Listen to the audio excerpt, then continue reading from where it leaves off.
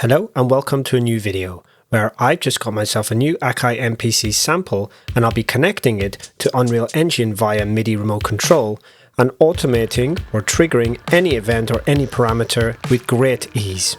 It's a great little device, it's lightweight, it's battery powered, and best of all, it's got MIDI in and out. So by just connecting it with the USB cable, I can actually send signals to Unreal and control a variety of different things. And I'm going to show you how very easily. Now I'm using Unreal 5.7, but any earlier version of 5 should work as well. And I'm using the blank template from Games. And the next thing we're going to do is just go into our plugins and activate the MIDI plugins. Now we're going to turn both of these on. And then we're going to restart. And we're just going to create a new level for this. And a basic level should be fine. Next, you will have to make this change on your Akai itself. What I'm going to do is to hold down the Shift button and the MIDI config. And here at the top, we just want to make sure our MIDI port says USB. And if it doesn't, just turn the dial here to ensure it says USB. Next, what we'll want to do is just to go to our content browser down here. And if you don't press it, if you don't see this, you can just press Control Space. And we are going to search here for a remote control preset. And I'm just going to call this MIDI RC. I'm going to double click this. And from here, we should be able to choose anything in the scene and start to automate it with our MIDI device. I'm going to go into protocols here, and then I'm going to press this, and I can either use this dropper to select an actor. Here I'm going to choose the directional light. I'm just going to delete this quickly. You can also just choose any actor in the scene from here. So I'm going to choose the directional light again. Now what I can do is when I go to the directional light on the side here, I am going to turn on the intensity by clicking this button here to expose it. Once there, I'm just going to bring this up a little bit. I'm just going to click Add Binding. Under here, under the Advanced section, I can go to Device here, and under Device Name, I should be able to choose my device here, the MPC Sample. If you're just plugging in something, you can click Refresh here, or you have multiple devices, you can select between them here. I'm just going to make this larger again so we can see slightly better what's going on here. I can activate this log and start pressing buttons on my MPC to see which channel and which data is being sent. So here, for example, I'm pressing my bottom left pad.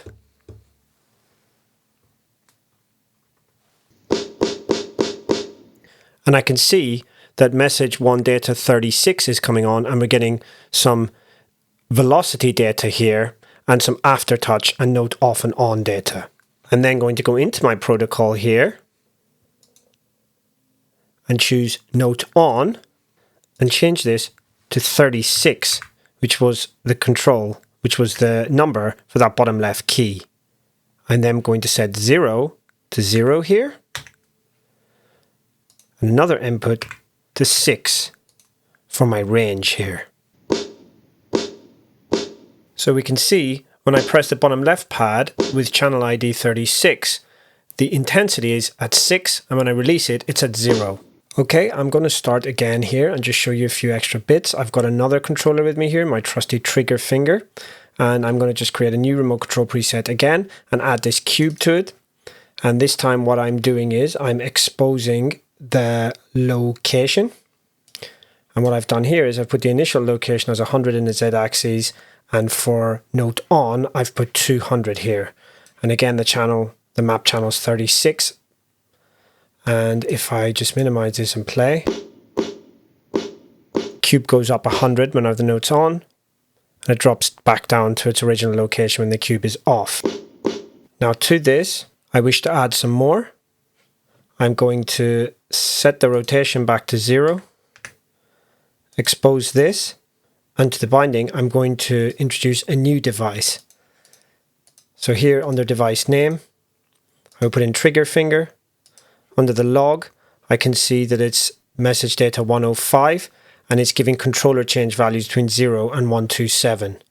So back to protocols here, control change 105 as the map channel. Put this to 7 and let's map this to the rotation. That is 360. And with a bit of fiddling and hitting this override mask button, I have the trigger finger doing the rotation and the MPC doing the location. Now let's move on to something more advanced. What if I want to drive something within this blueprint? So in this blueprint, I have created a change color function, which when a Boolean is set to it, will change a material from a basic shape material to a purple material, alias reference here. What I'm going to do is go into the level blueprint and build some MIDI blueprints to control this more precisely. First, I'm going to bin this remote control preset, and I'm just going to save and start again. So I'm going to select this cube and go into the level blueprint. And if I right click this, I can create a reference straight to the cube. From here, I'm going to do find MIDI devices. And this will give me a quick readout of what MIDI devices are connected. This is an array, so I will do a for each. And from there, I will break this. And I will do a simple print string to show what device and ID is connected. So I'm going to pull in append from here. ID first, device name second. There's some other parameters here as well. We're not going to use these just now. I'm going to print this in blue and I'm going to print it for 20 seconds. So I'm just going to press play and see what this says. And it picks up that my trigger finger is on channel 2 and my MPC sample is on channel 3. Okay, as we know that we have two devices connected, I'm going to run a sequence from here. And what I'm going to do is create MIDI events for both the devices. So I'm going to go in here and do create MIDI device controller. And I'm going to copy this by pressing Ctrl D and do the same for this. And we're on channels 2 and 3, or device ID, sorry, 2 and 3. I'm going to promote this to a variable and call this one trigger finger. This just means we can use this again if we need to. And I'm going to right click and promote this one to a variable and call it Akai Sample.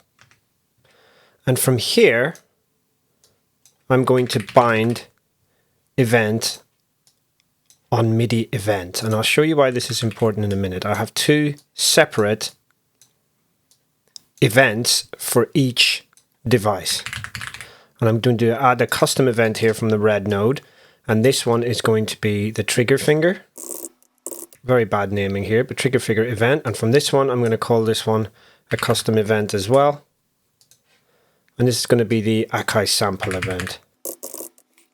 So what this is going to do is once it's run this loop to find what devices are connected, and we might not need this now that we know where the devices are anymore, we are going to bind events to when anything happens here. Now all I'm going to do from here is just a print string. And I'm going to do an append. And I'm going to do the same for down here. Just duplicate with Ctrl D again. Now what I want is the name of the device together with the control ID. So whenever I play on either one, I'm just going to have an idea of what ID is coming out, and then I can use these IDs from here to trigger different events. Let's run this and see what happens.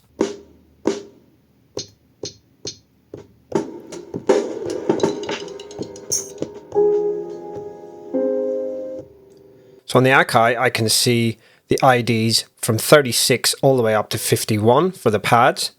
And on the trigger finger now, I can see the different IDs coming as well. So by just remembering these IDs and writing them down, I can now do a lot of stuff here. What I am going to do is to get an event type now. This is where it gets fun. We can really filter down what we need here. So I'm going to do a switch. And this shows us the different types of MIDI events that can come here. So on note on, I can do something, and on note off, I can do something. And here is that cube blueprint. Let's use this first. In the cube blueprint, I've got change color here, and I've got a Boolean. So on note on, I can do change color. And I can set that Boolean to on. Excuse the messy blueprints here. And I can set it to off for that. Okay, I made a slight change here. This is the trigger finger. We're looking to drive this from the Akai instead. So I'm just going to disconnect this by pressing Alt. Move this down here and reroute this. Let's create another function here for the trigger finger. And we're going to call this rotation. And for rotation, we're just going to set actor rotation. And split this. And I'm just going to grab from the Z and push this into the function here. And that's all we should need to do here. What I can do is pull from here and grab that function and call that rotation. And in this one, I'm going to do a switch as well. This is going to be a control change. And from the velocity, I'm going to feed this straight into the rotation value. Let's compile this and see if this works. So here the note on, and here the rotation. Good stuff. But what we have now is every pad is triggering this function. So the final thing we need to do is just filter these out. Okay, I'm really quickly going to show you this last bit. It gets a bit more complicated, but if you get stuck, just hit me up on the Patreon. So what I'm going to do here is add an integer here and call it pad number. And then what I do is I have separate set materials here for a different material for each pad number and a switch on int here. So if it's pad 36, it'll do the alias reference color, 37 anim shade blue. These are all different materials here. And 38, this red one, and 39, a black one. You can put any materials in here, and off, false, is just going to give us 0. Here for the trigger finger, I'm going to make sure only if it hits controller ID or matches controller ID 105 that I will do the control change. So no other slider or no other control change should do this rotation. Back here, I plug the controller ID into the function for that pad number for the color on, meaning that whenever I get a controller ID, it will send it to here and switch like a case statement to a different material. Let's see this working. There's so much more I could talk about in this tutorial, but I want to keep it relatively short, and this second part delves more into more complex subject matter. I'm glad you watched this. The Akai Sample is a fantastic bit of kit, and coupled with Unreal Engine's full control of every parameter, we can really get creative and make some great stuff. I hope you enjoyed the video. I want you to like, subscribe, and join me next time for more great stuff. Thank you for watching.